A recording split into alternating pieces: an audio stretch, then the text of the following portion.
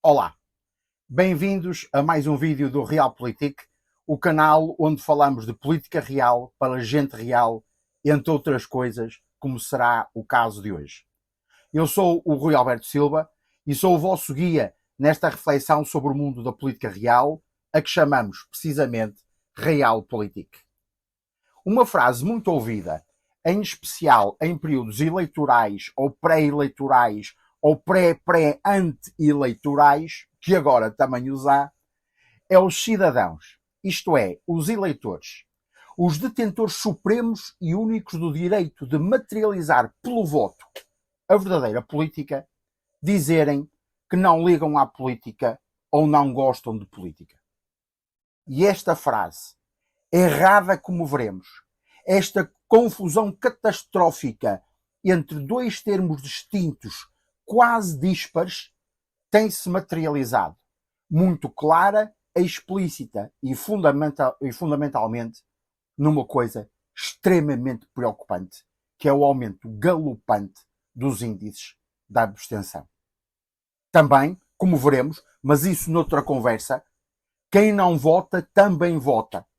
Mas tudo isto faz com que todo o sistema se subverta e atualmente, em especial pela Europa, mas também pela América, tanto do Norte como do Sul, os eleitores, ou uma ínfima parte deles, que, precisamente com a abstenção, são quem de facto escolhem os órgãos do poder, estão a eleger, legal e democraticamente, forças antidemocráticas. Isto é, a democracia, ao aplicar-se, está-se a destruir.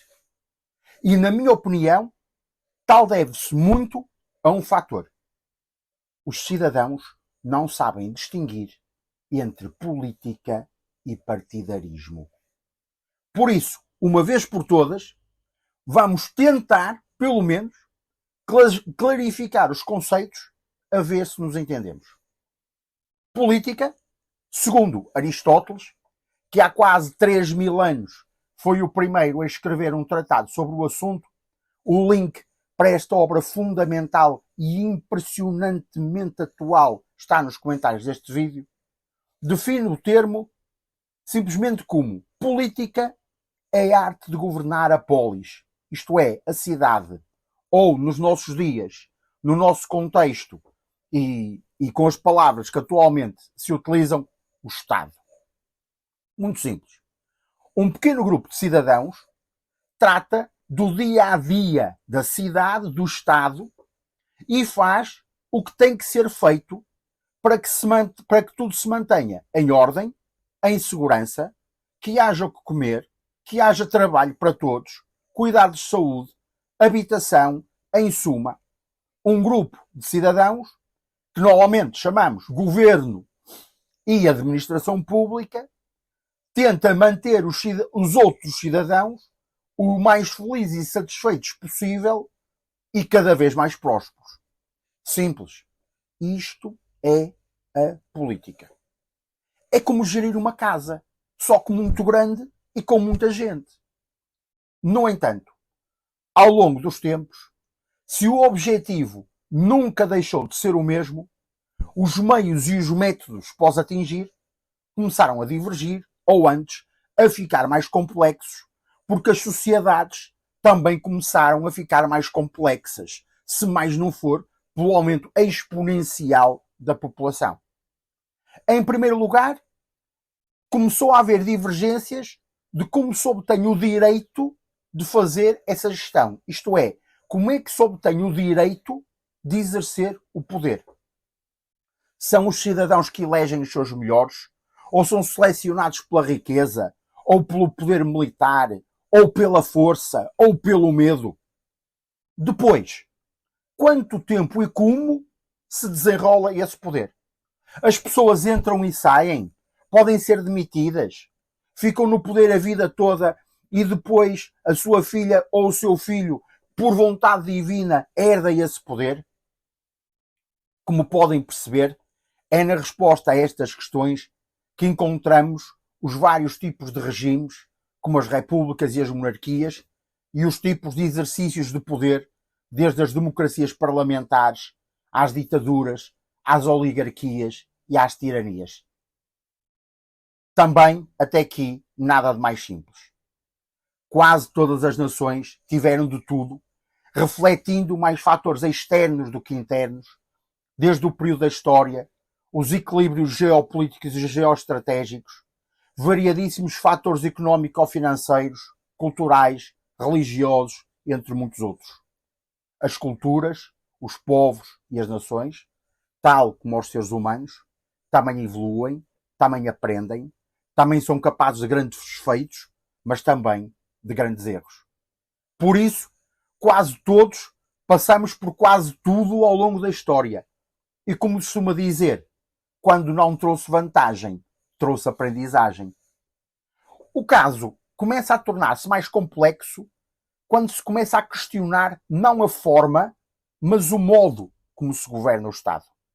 E aqui surgem as grandes divisões, especialmente a partir do século XIX, finais do século XVIII e inícios do século XIX. Uns afirmam que o povo é o povo que deve quase diretamente governar.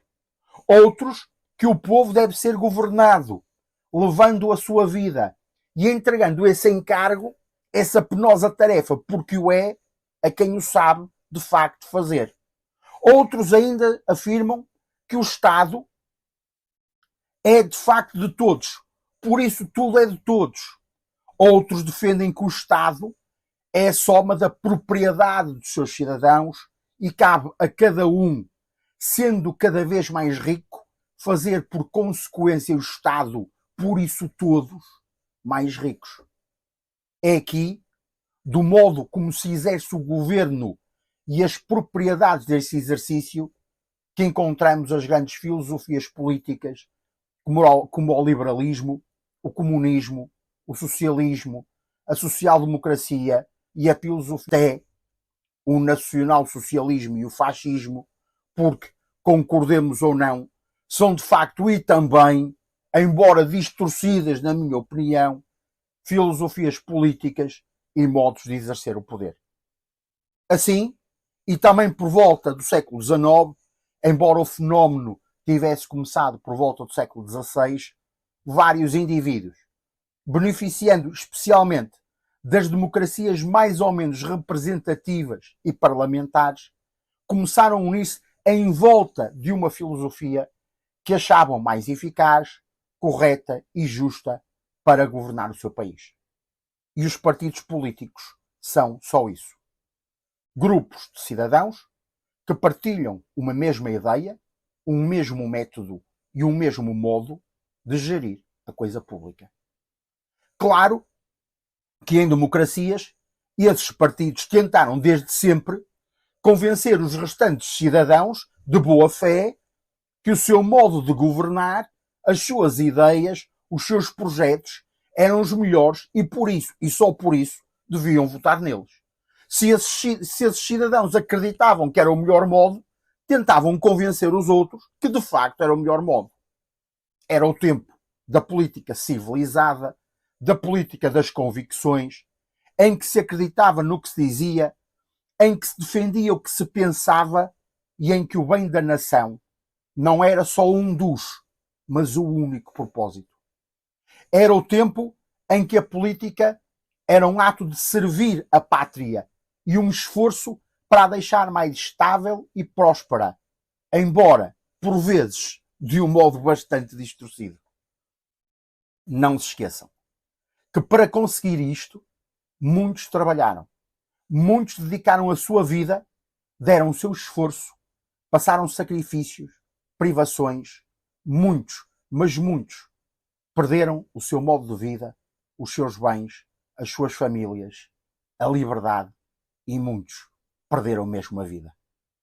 Mas em muitos países, como em Portugal, Angola, Brasil, só para referir alguns países irmãos, Guiné, e felizmente em tantos outros, conseguiu-se a liberdade e hoje desfrutamos em quase todos os países do que chamamos Estados de Direito Democrático.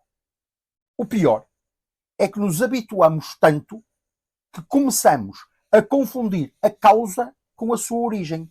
Começamos a perder a noção do verdadeiro objetivo e do real propósito.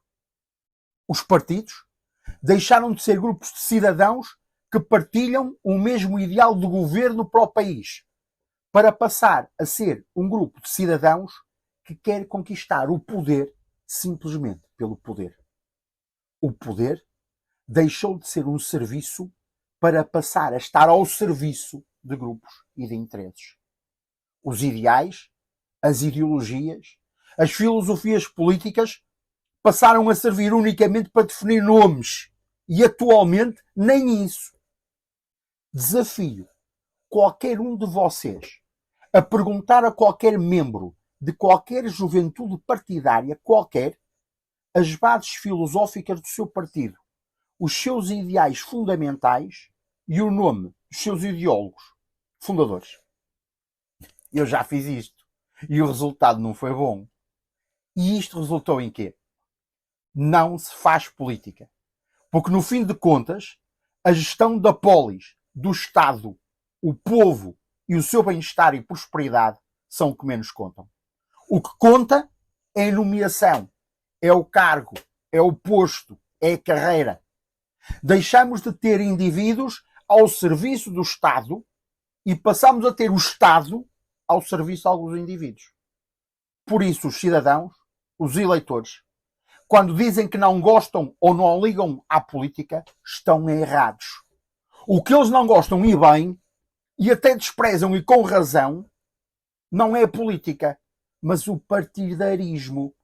Esta luta cada vez mais baixa, vil e empobrecedora, exercida por indivíduos cada vez menos capazes, menos preparados, menos competentes, mas por oposição, cada vez mais ambiciosos, interesseiros e egoístas.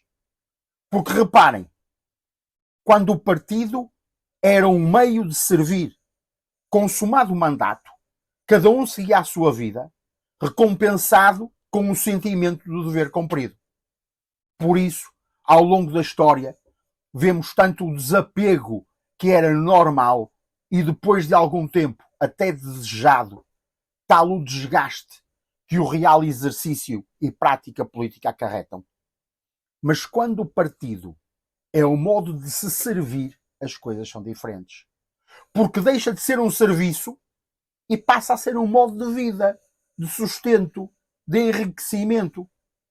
E isto muda tudo.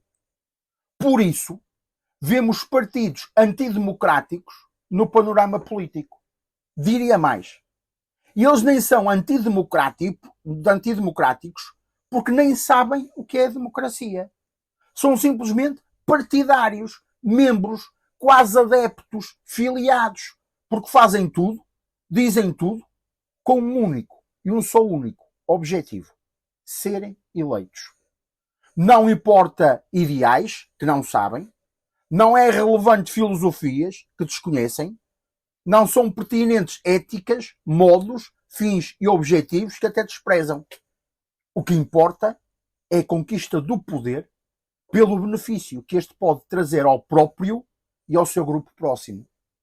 Por isso, hoje em dia, temos, por todo o Ocidente, sistemas políticos sem política, temos sistemas que não se importam de paralisar todo o Estado, como recentemente aconteceu em Espanha e nos Estados Unidos, para que os partidos mantivessem as suas posições e as suas influências. Isto é, o interesse dos partidos conta mais que o interesse do Estado e do povo. Sobre este tema, recomendo muito a leitura do livro Os Engenheiros do Caos, do Giuliano da Empoli, que deixo no link destes comentários. É preciso submeter os partidos à política e libertar a política dos partidos, pelo menos tal como hoje se compõem e estruturam. É preciso restituir aos cidadãos a noção do que é, de facto e verdadeiramente, a política. É preciso que se comece a fazer política em vez de partidarismo. E é imperioso que a política seja exercida por políticos e não por membros partidários. Porque se isso não acontecer, corremos o sério risco de a democracia ser apenas mais um conceito que encobre precisamente o seu oposto. Deixo nos comentários o link para algumas obras de referência que acho fundamentais para quem se interessa pelo fenómeno político e tudo que o envolve. São obras que aprofundam o que aqui conversamos hoje e que nos ajudam a pensar, a conhecer e a melhorar. Relembro que na Imperial Academy of Advanced Science, na IAS, tem todo um conjunto de cursos e mesmo de estudos avançados dedicados à análise política, à geopolítica e à geoestratégia, em que eu tenho a honra e o privilégio de ser professor. O link para esse programa também está nos comentários deste vídeo.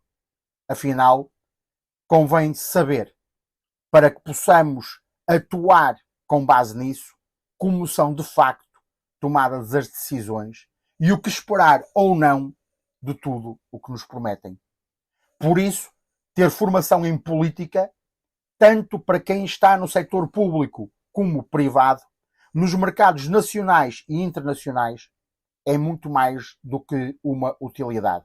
É atualmente uma absoluta necessidade. Pensem nisso e vejam o programa de formação da IAS de Geopolítica. E assim, ficamos por aqui esta semana. Não se esqueçam, se ainda não o fizeram, de subscrever este canal, se quiserem continuar a ouvir as minhas opiniões e poucos conhecimentos sobre política, estratégia e diplomacia, e se acharem que este vídeo vos foi útil, ponham um like, que dá muito jeito para a promoção do canal. E assim sendo, até para a semana.